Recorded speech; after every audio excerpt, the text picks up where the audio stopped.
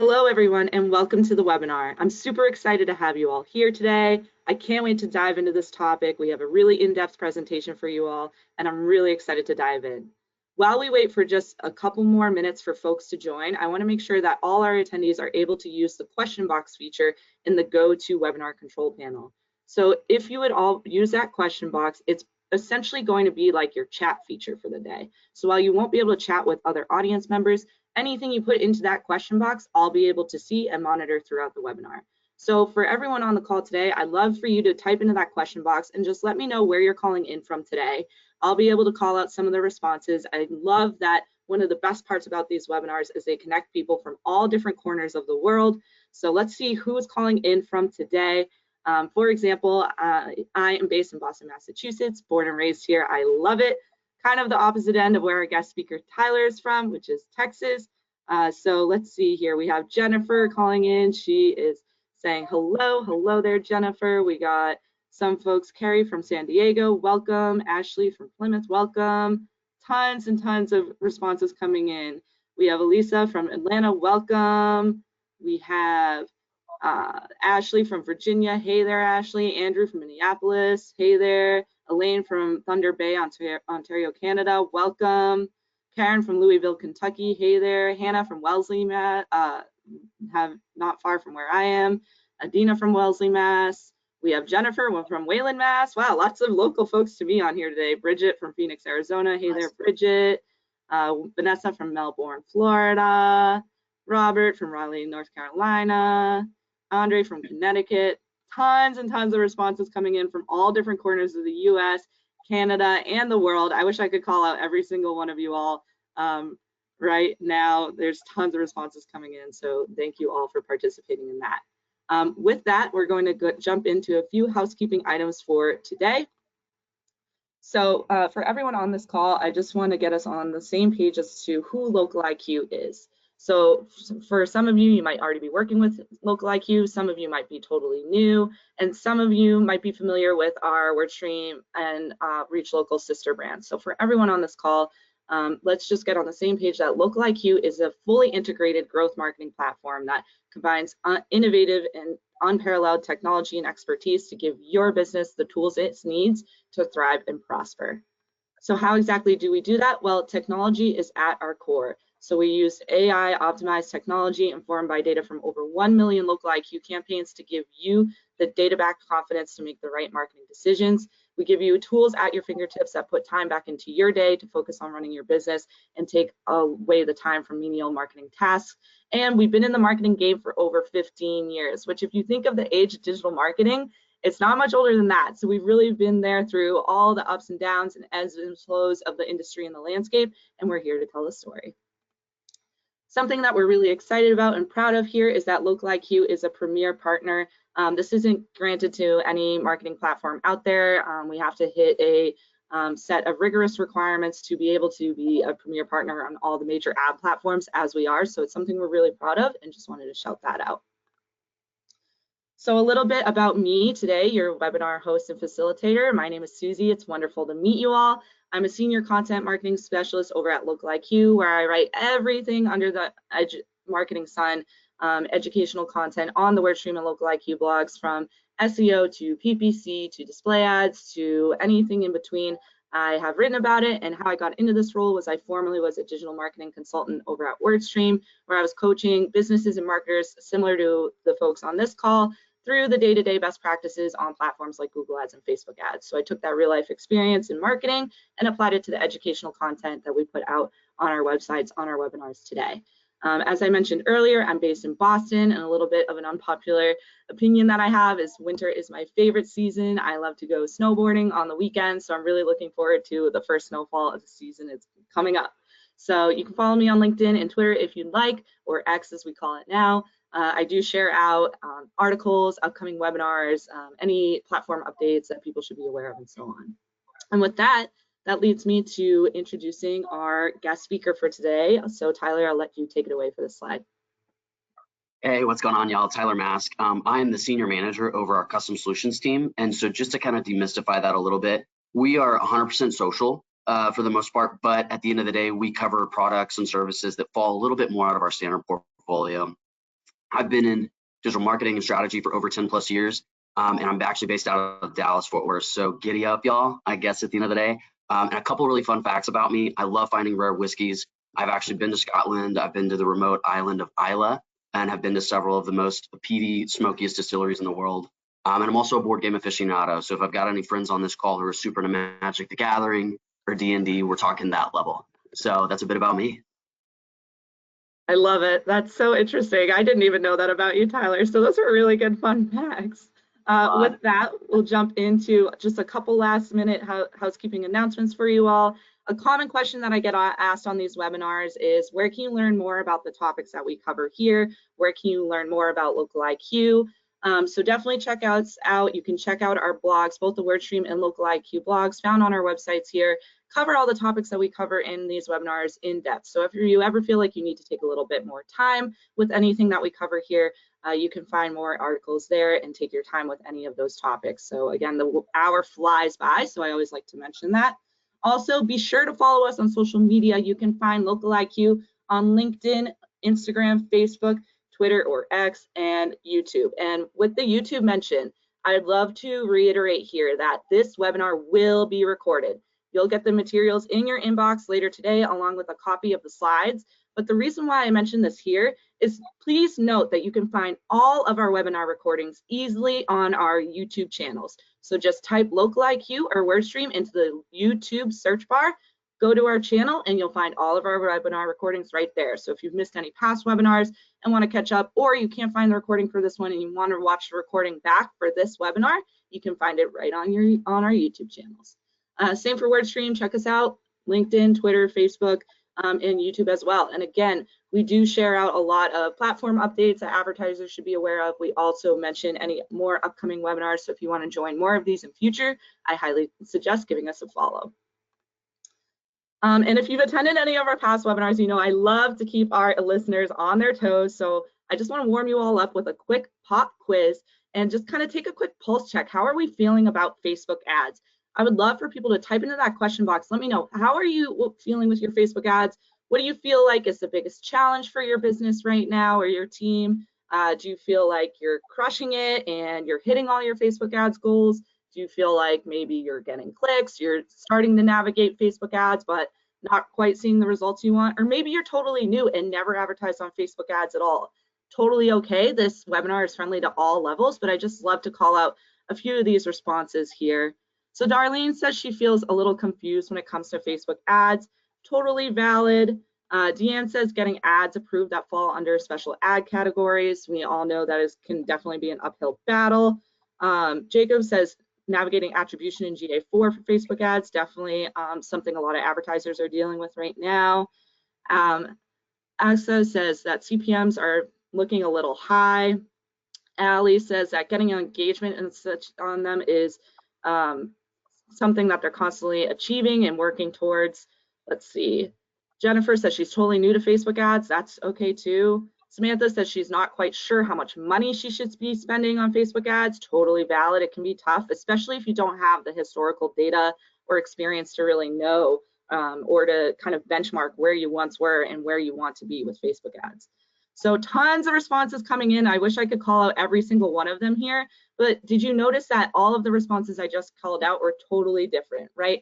Every business is unique and every advertiser's needs is going to be different from the different webinar attendee next to you, right? So I want us all to keep that in mind throughout this webinar. While we're going to give you suggestions, tips, and insights, always be thinking about how it could apply to your specific situation. So if you feel like your performance on Facebook ads is different from the benchmarks that we discussed today, that's okay. Just know that your situation is going to be unique, and that's kind of the beauty of digital marketing and advertising, is you can customize it to your own goals and needs.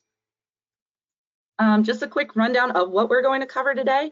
So we are going to kind of go through the big picture of the benchmarks, the key results, and then we're going to focus most of the presentation on our in-depth analysis with our lovely Facebook ads expert, Tyler, and then we're going to jump into some thought starters in the Q&A for you all. So the reason why I made sure that you're all able to use that question box is I would love to see your questions throughout the webinar. Be sure to save your questions for the Q&A session at the end. If you feel like you've attended any of our past webinars, you've probably noticed that A lot of our old past Q&A sessions have been super in-depth. It's kind of a unique experience to get your questions answered in what feels like a one-on-one setting with an expert. So definitely stick around for that. I can't wait to dive into some of the questions that you all have today. So with that, I'm just going to give us a quick intro into, what are these benchmarks? Why are we doing this? How can you use them? Why are we giving this presentation today? So a benchmark is basically how you're going to structure and measure the success for your Facebook ads. So it can be definitely a tricky undertaking to get into these types of benchmarks results. So while I hope that a lot of the advertisers here today are able to benchmark their own performance and see how they're pacing towards their goals throughout their Facebook advertising journey on their own account, I also feel like these benchmarks can be really helpful for folks within the with all throughout the different industries, because this helps you understand how your performance compares to other advertisers in your industry. Unfortunately, if everyone could see into their competitor's Facebook ads account, it'd be a much different space, but we don't have that ability. So these benchmarks are essentially kind of the next best thing, where you're able to see industry averages and compare them to your business. So again, it can help you set goals, it can help you define success if you're new, and it can help you understand what to expect, what you should be spending, and things like that. So for the Facebook benchmarks that we're going to cover today, they are focused on two specific objectives within Facebook ads. So basically what that means is, for Facebook ads, whenever you run an ad on Facebook, it goes within a campaign that has a given objective that you choose and assign to it. And those objectives optimize the campaign and indicate to Facebook how it's going to best serve your ad to help you reach your goals. The two types of campaigns across industries that we analyzed for these benchmarks were traffic and leads. And there's a few reasons for that. One of them primarily being, these are usually the two most common and most popular objectives for the majority of businesses out there of all shapes and sizes. They can be very effective. Of course, kind of what they're going to help you optimize and do is a little self-explanatory there. Of course, traffic is going to optimize your Facebook ads to get the most clicks. And then leads, of course, is going to optimize your Facebook ads to get the most leads. So that's going to be kind of the bulk of what the data is coming from today, is those two campaigns and campaign objectives. All of the figures that we're going through are median figures to account for any outliers. All of the industries had a minimum of multiple different unique campaigns within each industry. So we could get a full view of how the industry is looking within each individual industry. So that's just a little bit of background of the data that you're going to see here today. So let's look at the key results just in a nutshell, at a glance, like what are the big takeaways from all of this data that we analyzed? So the first takeaway for the traffic campaigns, and for Facebook lead gen campaigns, sorry, is that click-through rate has increased for the majority of industries, meaning that the majority of industries that are using Facebook lead ads tend to see more clicks coming into those Facebook lead ads. And we'll get into some of the trends that might be leading into that, but it can be fairly significant for some of these industries. So for year over year, 15 out of, multiple industries within this category did see an increase in clicks here. And while clicks did increase for the leads objective, cost per click has decreased for the traffic objective. So the traffic objective is also increasing your number of clicks here, but it also is seeing a decline in cost per click. So that means that you're probably going to be seeing more clicks for less money from your Facebook traffic ads. Additionally, we saw conversion rate had increased for 13 out of the 19 industries that use the leads objective year over year. So again, 13 out of 19 industries saw a conversion rate increase, again, showing the efficacy of Facebook lead ads. And that kind of makes sense, and I know Tyler is going to have commentary on this as well, but if you think about the nature of a Facebook lead ad, right? The Facebook lead ads allow users to become a lead with your business right from within the Facebook ads platform. They don't necessarily have to click off to your website to fill out a form or give your business a call. So it would be pretty natural that you would see an increased conversion rate here, since it's a little bit easier for users to convert compared to other traditional advertising avenues. We also saw a cost per lead for the leads objective actually stay the same or decrease for 12 out of 19 industries. So for the majority of industries, not only are you seeing an increase in conversions, but you're also seeing a decrease in cost per lead.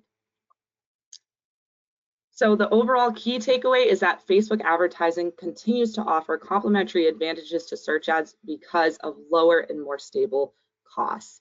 So kind of our point here is that you're going to see some ebbs and flows in the trends. Some industries did see an increase, but of course not all of them did. So you want to be thinking about how your Facebook ads can play into a more holistic, full funnel strategy to complement your search ads or whatever it may be. So it's kind of all used in tandem to grow your business online. And this is where we'll dig into some key industry insights. So those were just kind of the overall industry averages for the main metrics. Now let's dive in with Tyler into each individual industry, the highs and lows for each metric. And we're going to start with the traffic campaigns. So again, for the campaigns and industries that were using traffic campaigns within Facebook, this is their data, and then we'll move on to separately the leads objective data. So I'll kick us off here, Tyler. I want everyone to know that for the traffic campaigns, the average click-through rate is 1.51%. Now, the main thing that I'm thinking about here when I'm looking at this click-through rate number is that click-through rate for these traffic campaigns increased year over year for 9 out of the 19 industries that use Facebook lead ads, but meanwhile for traffic campaign for 15 out of the 23 industries, they saw a CTR decrease. So even though click-through rate has decreased for traffic campaigns, average click-through rate still remains higher than other available data. Some of the highs that we're seeing here is, of course, industries like arts and entertainment at the highest level at 2.55%. And then we're also seeing real estate being very high at 2.45% and restaurants at food at 2.29%. And then alternatively, on the lower end, we saw finance and insurance having the lowest click-through rate at 0.88%, as well as dentists and dental services at 0.81%, followed by automotive repair and service parts at 0.99%. And Tyler, I'd love to hear from you. When I'm calling out those highs and lows, what are you thinking? This is my favorite part of these types of presentations, Susie, honestly. At the end of the day, I think if you stop and you think about these metrics from a consumer perspective, these metrics make a lot of sense, right? Because if you look at things like dentists and dental services, finance and insurance, these are very sticky industries, you guys. So at the end of the day, think about how often you shift from one dentist to another, or how often you change your financial planner. So when you stop and you look at these types of metrics here, it becomes very personal, right? At the end of the day, some of these services, they're for life. So to get somebody to convert or to change, those are very hard fought click-through rates. On the flip side of that, you look at things like arts and entertainment or animals and pets. These are industries, right, that have, it's a lower cost to convert, right? Sometimes apparel, fashion, and jewelry as well. The cost there is not very high. And a lot of times it's transactional. At the end of the day, sometimes they may purchase one thing and they could move on to another vendor. I think the biggest thing that really stands out here is real estate, because it kind of goes against the flow of like, okay, if we're talking about the more expensive, more sticky industries being the ones with the lower metrics, why is real estate so high? And this is actually one of my favorite ones. It's because we're all so nosy. I'll be honest, right? Anytime you guys move to a new neighborhood, I'm sure you guys have creeped on your neighbors' homes to kind of see what those look like. You look at estimated values. If you're shopping for, apartments, or whatever, looking for different apartment complexes or ideas, real estate tends to be one of those nosy verticals where folks sometimes they have no need or no reason to convert necessarily, but they are getting ideas for the future, or they are trying to find out about a place they could end up being. So that's kind of why I really love to call that out. So overall, right, when you start to look at it through that lens, it starts to make a lot more sense. So there's always going to be outliers. Like I said, real estate is the one that it's the most expensive purchase on here. But if you look at everything else, restaurant and food is also one of the highest charting ones. Sometimes you'll go to one restaurant, you're faithful there, you go there every other week. Sometimes it's a one and done, right? But there's no fear of spending too much, or what could happen later on down the road on some of these that have just so much higher clicks, right?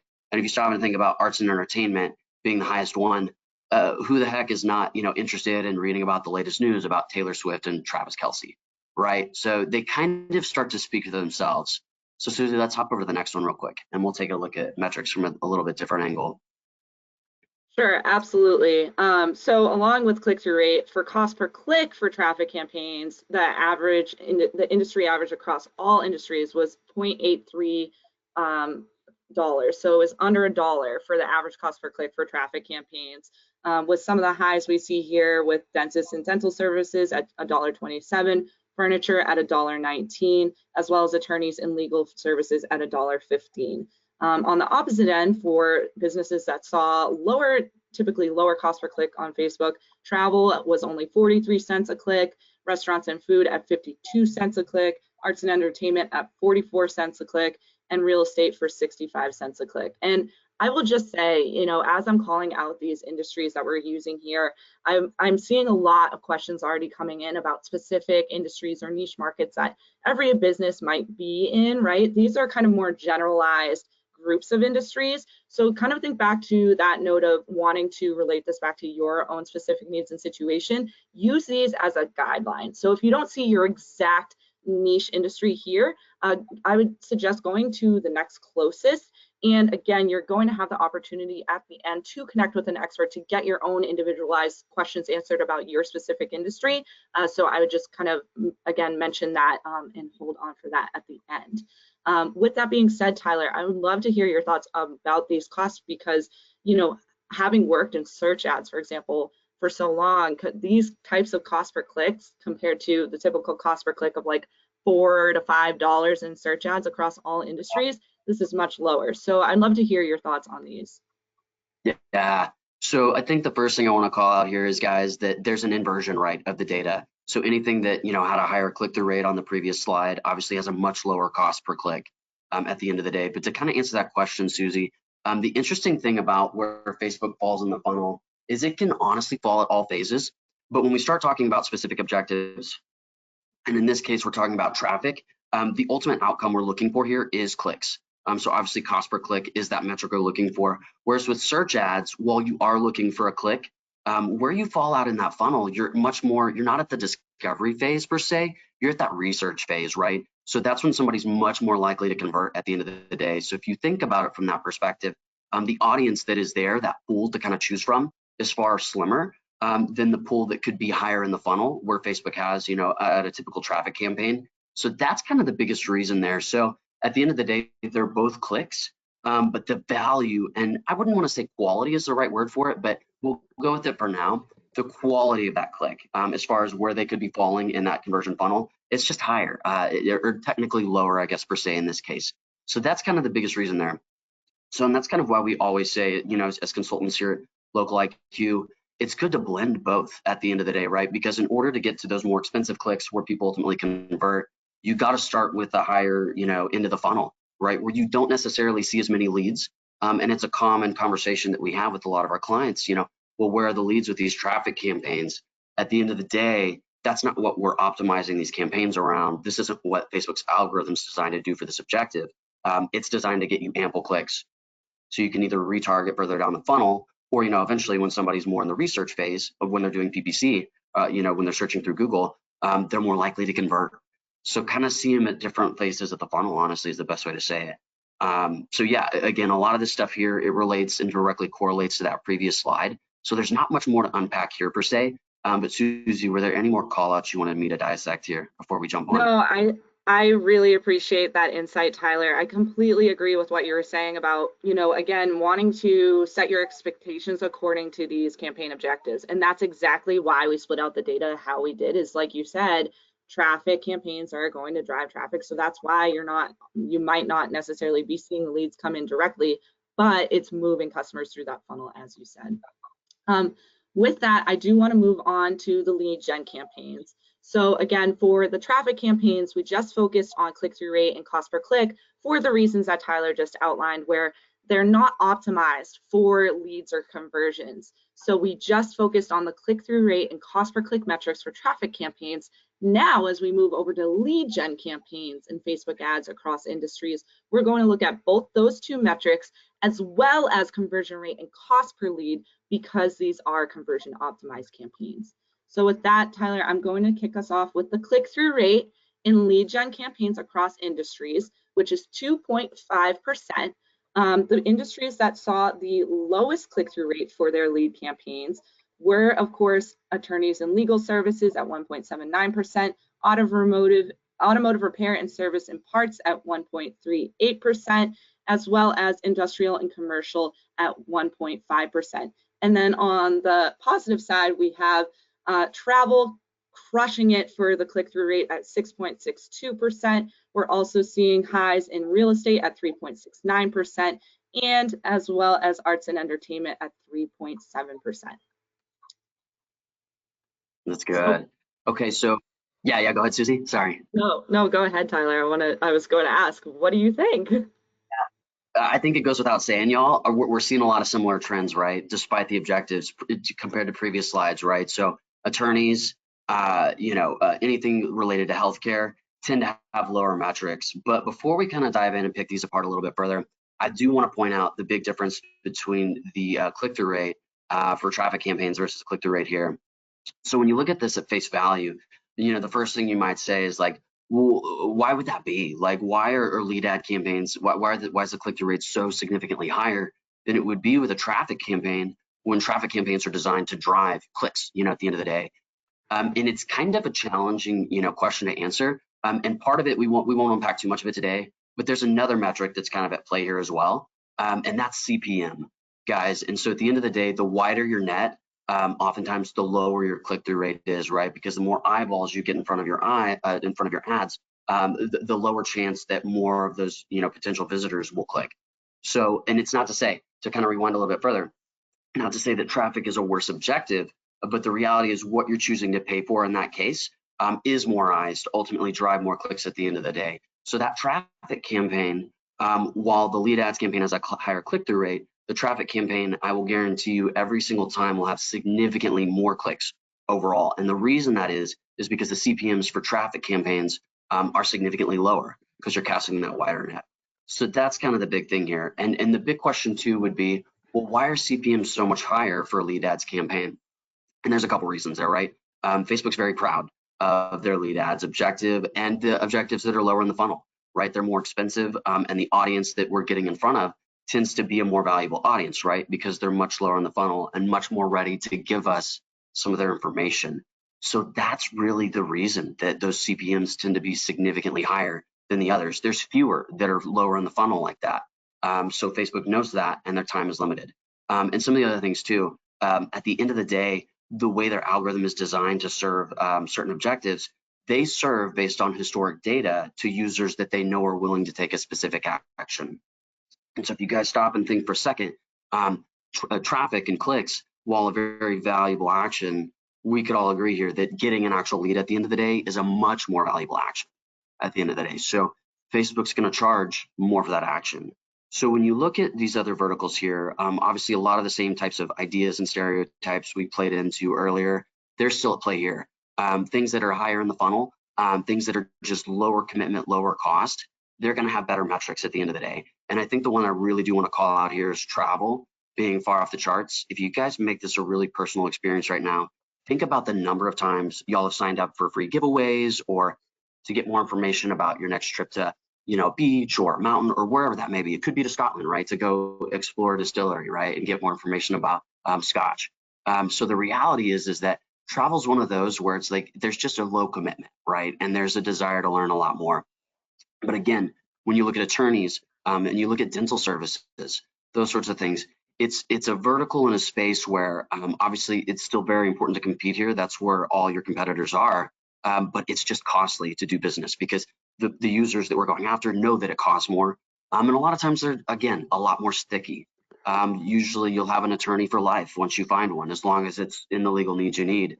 And again, same for your dentist, same for your healthcare, same for your finance and insurance. So as you guys kind of say, trying to kind of pound it in everybody's skulls, there's a lot of things that are on repeat at the end of the day that you'll see with the data. So I think the biggest thing we want to drive home is while it's important to look at overall, like 2.5% is a click-through rate for lead ads, we have to be very careful especially given whatever vertical that you're in, to make sure that we're looking at something that's more appropriate to measure your success by, as opposed to a blanket umbrella. So that's why we love parsing the data as much as we do. And honestly, that's kind of what you guys get when you work with a partner like Local IQ.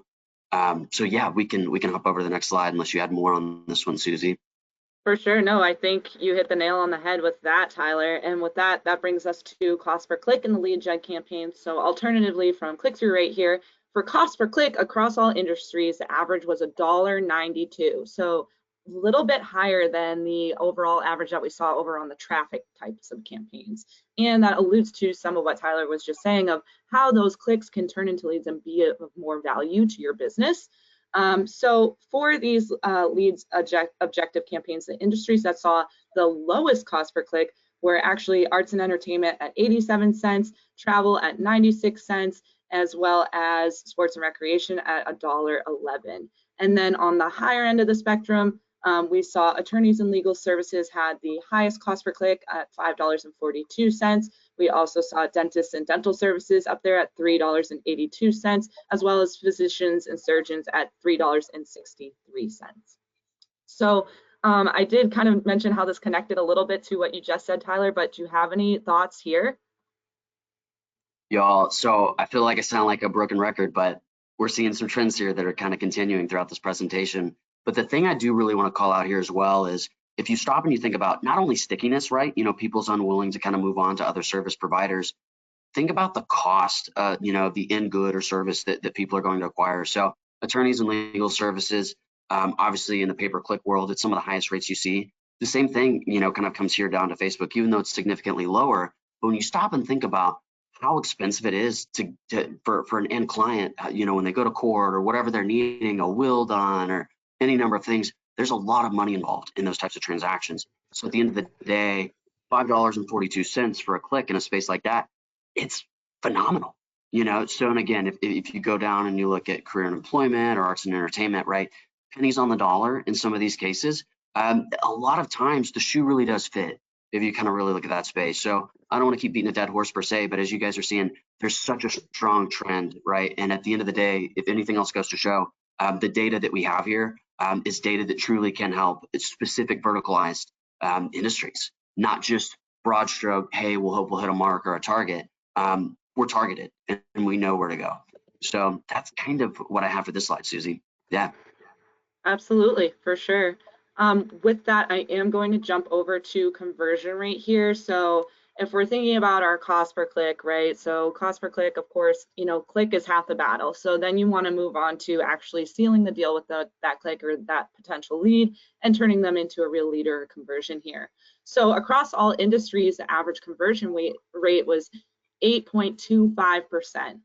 In the industries that saw the highest conversion rate was actually dentists and dental services at 11.34%. We also saw industrial and commercial coming in second at 10.13%, and then as well as arts and entertainment at 9.77%, along with real estate at 9.58%. On the opposite end of the spectrum, some of the industries that had the lowest conversion rate were travel at 3.95%, beauty and personal care 4.61%, as well as physicians and surgeons at 4.99%. So, conversion rate I feel like is always a tricky metric for advertisers. So what would you have to say about that here, Tyler? Yeah, so I love this one because this one kind of goes against the trends. So let's really hone in on dentists and dental services. So the biggest question, and I know obviously it's a rhetorical question, right? Because it's just you and I on this call, but why would that be? Why would dentists and dental services, the conversion rate go significantly higher than some of these others? And then same for some of the ones that are more sticky as well. And the reality is that these types of ads, usually if you're not in the market for it, you continue to scroll, right? But when we're talking in the context of conversion rate, we're talking on somebody who's already clicked on that ad. So the reality is if somebody's already clicked on your dental ad, they're likely very much in the market, right? It's not just in arts and entertainment. Sometimes you'll click on something just because you want to be nosy, you want to get a feel for it. You're never just clicking on a dental ad to be nosy, right? Or to kind of get a feel for that space. You're probably very high intent. So in reality, that's kind of why, and I love that the data shows us this, that the trends kind of flip on their head here. So if you can get that hard fought click, the conversion rate can be incredibly high and incredibly rewarding. So at the end of the day, I think the most valuable piece here is once they get behind that door, what is it that they're giving you? What is it that you're giving them in return to give you that data? So at the end of the day, that's kind of what that comes down to. So it's cool, right? That it kind of challenges our original thoughts, right? We're not seeing that trend across all of these, but you will see even on finance and attorneys, there's a moderate increase compared to where we were on the previous slides. So again, someone is already willing to click and see behind that veil. That means they're already much more likely than some of these other verticals to go ahead and just take that extra step. So I love this slide because again, it kind of challenges what you would think traditionally. Yeah. Right. I do agree with that. It must be a little refreshing for some of the folks in some of these industries that had a little bit of the lower end of the spectrum on some of these other metrics, that they actually see the opposite effect when it comes to conversion rate with leads campaigns. So again, kind of just a little word of encouragement as we're going through this. If you feel like, oh man, my industry is not crushing it the same way that this industry is, in these metrics, or my business is nowhere near this, that's okay too. In one man's metric that isn't doing so great is another man's treasure metric. So as we go on Yes. with that, there's always ways that you can improve and see the results that you want. So with that, I will hop over to the money metric, as I love to call it. Everybody loves to lean in on cost per lead, and it makes sense, right? If you have money going towards these ads, that's precious resources putting towards your advertisement. You want to see that ROI. So I understand why a lot of businesses always want to focus in on CPL. But as we're talking through CPL, think about all the other metrics leading up to this that can impact that money metric that you care so much about. So if you feel like your cost per lead is a little high, start to consider how those other metrics might be impacting that, or potentially, the value of those leads, and if that would offset the cost per lead cost for you. So with that said, the cost per lead for lead gen campaigns across all industries was $12.10. The industry that had the highest cost per lead was attorneys and legal services at $78.26, followed by health and fitness at $60.95, along with physicians and surgeons. On the opposite end, some of the industries that had the lowest cost per lead were real estate at $12.43, arts and entertainment at $13.46, as well as sports and recreation at $15.33. So I know I kind of teed up the landscape here for cost per lead, Tyler, but I'd love to hear your thoughts on cost per lead. Yeah. So I feel like this slide, out of every other slide that we've kind of gone through so far today, tells the best story of why you should never compare one vertical to another, right at the end of the day, because you can see that money very clearly, right? And again, before we saw trends ups, downs, some were better, some were lower, but comparing an attorney and a legal service to, let's say, real estate, that is the most apples to, it's not even oranges. We're not even talking about fruit anymore. We're in two total different categories. Let's say apples to keyboards, because that's what's on my desk right now, and we'll just kind of go with that. So I love seeing this. And I also love seeing this as well, right? Because obviously everybody who's on this call, right, who has a business that they're running, you do have some sort of, you're related to some of these industries at the end of the day. And if you sit and you stop and you think about, okay, if I'm an attorney, if I'm an arts and entertainment person, right, and I'm going to Facebook, does this justify the cost at the end of the day? And based on what I know about all these industries, having been working with most of these industries through the years, I would say a resounding yes. Right? Because if we could, on a dime, get a lead for an attorney for $78.26 day in and day out, and that turns into a minimum $2,000 to $3,000 client who has a very basic, LLC they want to establish, or a $10,000, $20,000, $30,000 client who needs to go to court, whatever that may be, right? $78, that's as close to printing money as possible, right? And then if you look at things like arts and entertainment, or or furniture, or home improvement, some of those fare even better, right, at the end of the day. So the amount of cost that you're going to spend to get a lead, this only proves that Facebook is the space you need to be, honestly, at the end of the day, because there's not a single vertical on here who could not be incredibly cost effective running lead ads on Facebook. Just that. It's absolutely cost effective for your business. So I love this. This is my favorite slide, honestly, Susie, out of all of them, because it shows For us where the sure. money is. I love it. Where the money is. That's great to hear. I'm glad this is your favorite slide. I hope this is all our attendees' favorite slide as well. Um, No, but I completely agree with what you said is that there is money to be made in Facebook ads, especially, and I hate to keep alluding to this, but for anyone familiar with our search ad benchmarks, or if you're familiar with advertising on platforms like Google and Microsoft, where it can be a little bit more costly, but equally as rewarding, of course, this can be a great way to offset costs if you feel like you're feeling the heat over on those types of platforms. If you're comparing these types of costs to the costs that you would typically see in search ads, these are generally much lower. But of course, the industries that are seeing the higher costs on Facebook tend to be the same types of industries that see the higher costs on search ads as well. So with that, I will give us a few thought starters. I know this was a ton of information. The hour really does fly, and we covered a lot. I mean, I've been in the marketing game for a long time, and even this is a lot. Tyler's commentary too is a lot to absorb for sure. So with that, I'll kind of round up some of the main takeaways that I want you all to feel good about walking away with, and we'll dig into the Q&A as well. But again, if this feels like a lot, that's okay. It's a lot of information just squeezed into an hour, and that's why we record it and give you the materials after as well. So at the end of the day, what you need to know about these Facebook benchmarks is that you should be pacing and tracking your performance very consistently and regularly, and be sure to compare your advertising performance on Facebook to this data. It can help you gauge how you're doing against your competitors and other businesses like yours within your industry. And like I said, I know that a lot of us consider ourselves to be in a more specific or niche market within that industry. Again, use these as a guideline to help you kind of establish your own tracking and benchmarking processes for your unique situation. And as I've said a million times, of course, every business is unique. So be sure to align your expectations for what's achievable.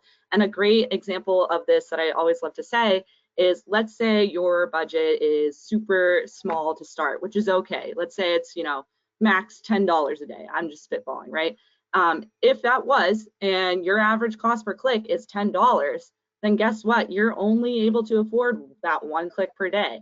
And that one click better convert. Now, and that's okay.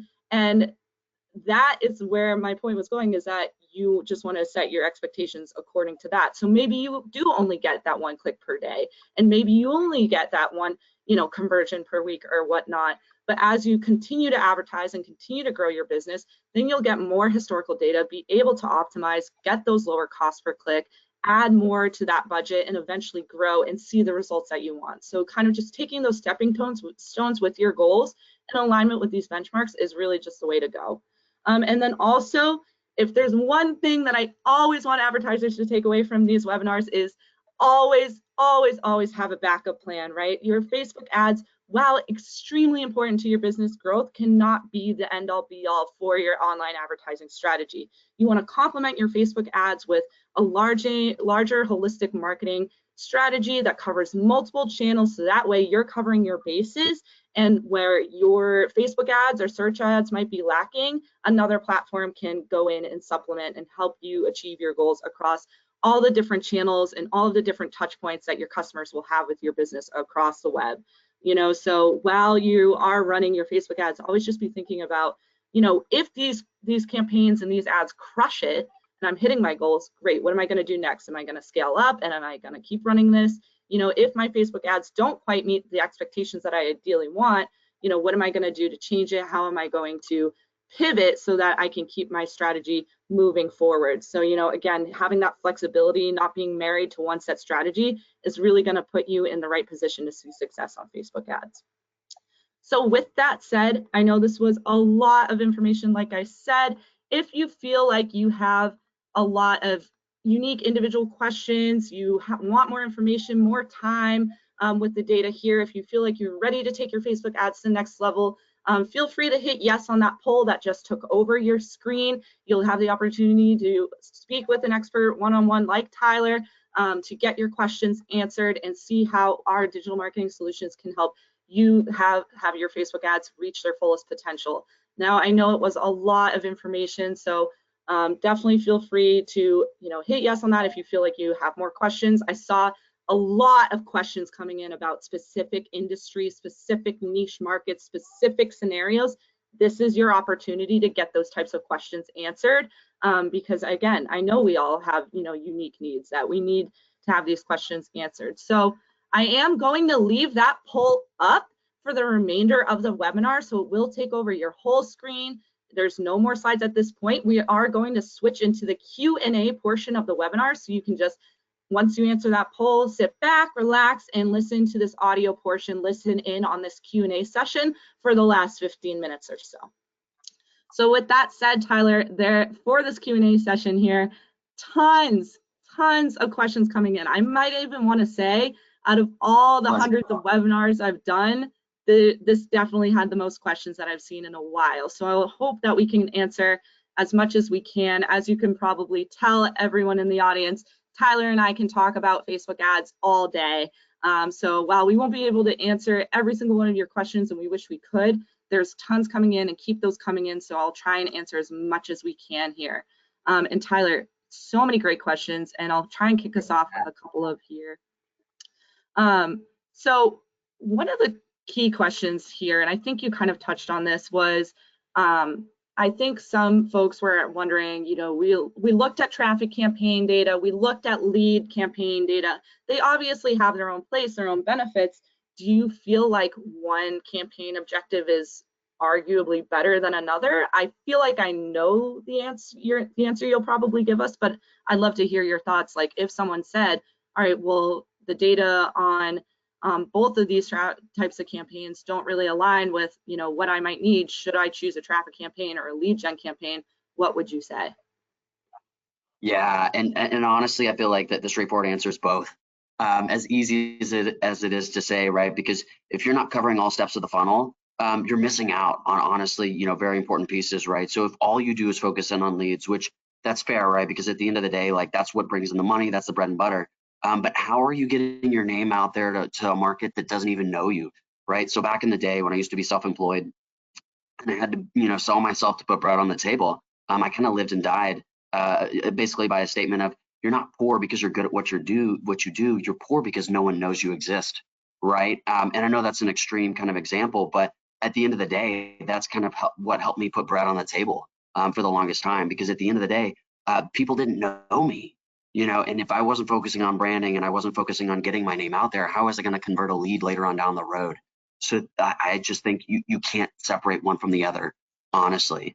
So as far as what we have at Local IQ, we've actually created some packages, right, that help kind of take the guesswork out of that and kind of lean into AI and some smart learning and technology to kind of decide where your marketing dollars should go at what stage in the funnel to ultimately end up driving the most leads while not forgetting, you know, some of the pieces at the higher part of the funnel, like a traffic objective. So I love that question. It comes up a lot. That's kind of the honest answer. You need both.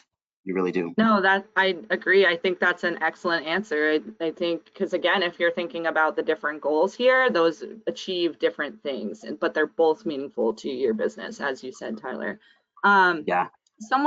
This is another really interesting question, and I'm excited to hear what your thoughts are on this. Jeff asked, do you think it's better to increase ad spend or create a more targeted demographic to increase click-through rate and decrease cost per click? Basically, Jeff is wondering, you know, if you want to see better, you know, more results, should you immediately default to potentially adding more ad spend to cover a wider net, or refine your targeting to increase your chances of getting more clicks and conversions from a more niche audience?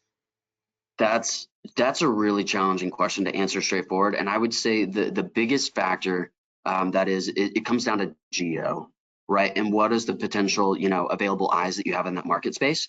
Because at the end of the day, ramping up ad spend could be terrible, right, in a very rural market. But also getting hyper targeted could also be terrible in a very rural market, right? Whereas vice versa, you know, in a larger metropolitan area, doing both, you know, could be more beneficial. So it's a really, really hard one to answer, you know, without having a very specific kind of knowing that market and also knowing the vertical that it falls into. They can both be used, but it has to be methodical on how you would use it. So I wouldn't say one or the other. It's just very situational, depending on what the market is and the demographics we're going after.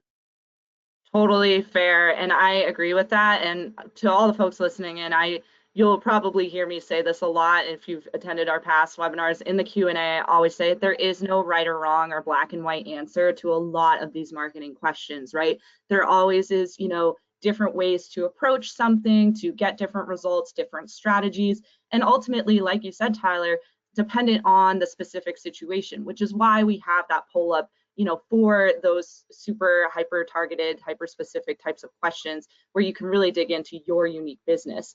But with that, I had another question kind of related come in, Tyler, from Danya. They asked, can cost per click be different depending on whether you are targeting in a rural area compared to targeting a city with a larger population? It sounds like you just answered that. Essentially, it could be yes, but I'd love to get your thoughts. Absolutely. And the honest answer that kind of it comes down to is that the inventory that Facebook has available. So if you think about a small rural area, and I kind of grew up in a more rural city, growing up, there's fewer eyeballs, and if you have fewer eyeballs, the cost per click tends to be higher. Because if you think about as well, like the number of eyeballs you have, the number of times that they're on their apps or wherever ads could be served, it's just much more limited. Whereas if you go into, kind of a wider, net, let's say Dallas, where I live now, there's just more chances to serve your ads, and which ultimately lends to more chances for more eyeballs, and ultimately more clicks. So yes, I would say it's not to say that rural communities are at a disadvantage per se. The playing field's just different. It's a different board game, I guess I should say. So you could venture to guess that costs would be potentially a little higher, but sometimes that's not always the case, because if competition is significantly lower in your space as well, sometimes it's lower. So again, I hate to say such a vague answer, but it can be very situational, but you are kind of on the right train of thought there. Not every geo is on the same playing field. That is for sure true. For sure. And again, I think too, when you're thinking about, it could definitely be that, especially with those larger populations, those larger demographics, the opportunity to show your ad more, it's eventually could cause you to spend a little bit more, but like you said, it's completely situational. One other question, I know we kept harping on wanting that multi-channel holistic marketing strategy where you're marketing as much as you can across as many different channels as possible. Ryan asked a really valid question here. He asked, what have you found is a decent marketing mix across industries, including Facebook? So when we're talking about how businesses should use Facebook ads and complement with other channels, with the clients that you typically work with, what do you see them doing for their marketing mix? Yeah. I hate to say that this one's very situational, but I do have a better answer here on that one. And what I would say is we start with a good baseline, right? Kind of depending on where the client has been, what they've run in the past, and then we get really scientific with it. So over time, right, if leads to something that needs a little bit more love and care, we could shift some of that marketing dollars over more toward the lead campaign if we know that we've got traffic on lock, and then vice versa as well. So I don't want to say 50-50 is the right makeup. But it's absolutely going to be informed by kind of where you have been before, kind of what vertical that you're in, and then honestly, it's a commitment between us and you, to say, look, this might not be where we're fixed. 12 months from now, you could be 20-80 split. Just 20 going to traffic and 80 going towards leads because you've cast such a wide net, and you've saturated your market, so everybody's coming to you. So it's very much one of those things where there's a lot of science that we can apply to this case. But it's also situational, right? Based on where we've been, and honestly, what the data tells us as we're running your campaigns. Absolutely. And one last question here. I know we're getting close to time, Tyler, and I'm so appreciative of you being on here and providing your expert insight. So thank you again so much. But for one last question with these last couple of minutes we have, I think this kind of really wraps up a lot of the questions that we saw. A lot of folks were, saying that they weren't totally sure on how much money they should be putting towards their Facebook ads, what types of costs to expect. So Bridget asked a really good question that I think kind of relates to this. How should you decide on how to distribute your spend in terms of multiple different campaigns and maybe even different campaign lengths? She said, for example, shorter campaign might equal more money per day, or a longer campaign for less money per day for maximum impact. Do you have any advice around just overall just managing your spend, especially across multiple campaigns? Yeah, I would start with kind of like a really simple answer to that, and it comes down to what can you afford, right now at this time, right? Because I know a lot of folks on this call are small business owners, like I used to be in the past. And at the end of the day, it's like how much money do you have to put bread on the table, to enjoy, some of the things you want to do in life, and then how much money are you willing to put back into the business for growth? As far as how to kind of be methodical on your strategy, it's a much more challenging, I guess, question to answer, because at the end of the day, most of us are in business 365, right? Year over year, day after day. And so it's just kind of a challenge, to really answer that question straightforward. So a lot of times we'll have clients who will want to say, can we run ads on just Monday through Friday? And they're like, well, we're only open Monday through Friday. But if you stop and think about when your potential clients are searching, it could be late at night, it could be on the weekends. It just really depends, right? It's very rare that there's situational ads that make sense to only serve at specific times. A really good example, let's say you're in the roofing business, right? And a massive hailstorm comes through a certain area. Those are the types of things that you absolutely need to be in the market when it makes sense, when people are hunting, right? Because there's a need. But if what you're in the business of providing is not an immediate need, immediate gratification style business, there's never an appropriate time for you to be out of the marketplace. The question is always, how much representation do you need? So if you are more seasonal per se, it might not make sense for you to be as ramped up in December as it does per se in July. But it doesn't make sense to not be top of mind and to try and kind of be higher in the funnel.